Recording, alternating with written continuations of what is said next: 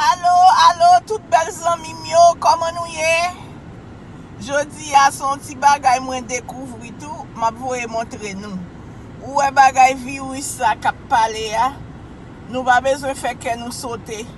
Nou e Lysol, nou e Lysol la, m'bral montre nou bagay. Pendant ou fe sa, wap li, toujou reme servi a Lysol.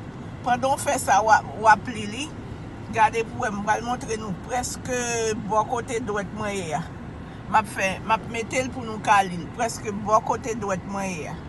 Te mwen. Mba kon si nap kalil. Nou e kote l make corona meni bien kler. Ou el make corona virus. Nou e li? Eske nou el zanmi myo? Nou e li? Corona virus. Meni. Corona virus. Nou e li? Bo kote zon mwen ya. Bo kote zon mwen ya. Nap we li. Metel pou nou. Mba li pou nou kawel. Mbral voye l ba tout zanmi mwen. Nou ba bezwe feke nou kase. Ase Lysol sa, yo fe li os Etats-Unis mem yo fe. Yo fe li sit, sa vle di yo kone de virus la. On sel bagay cuisine nou, nou ka clean cuisine nou avek li, nou clean e bathroom nou avek li, bagay sa yo. Ou e li? Eske nan kade kote k make coronavirus la meni?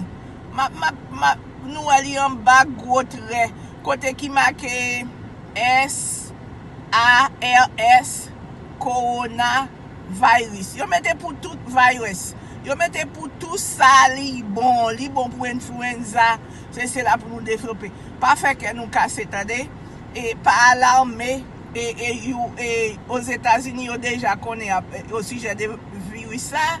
Se pa kounya yo fek fe Lysol. Meni. Nou ali, eske nou rekote l make coronavirus la? Ebe nou zanmi myo, tout zanmi myo chache, on achete onti Lysol, tade? Meni. Nou ka achete pou bafoum nou, pou kizine nou, meni.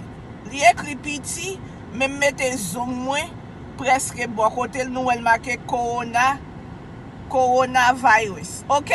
Seti video sa m fe pou nou. Mwen men nou tout, bonne journée, d'accord? Bye bye.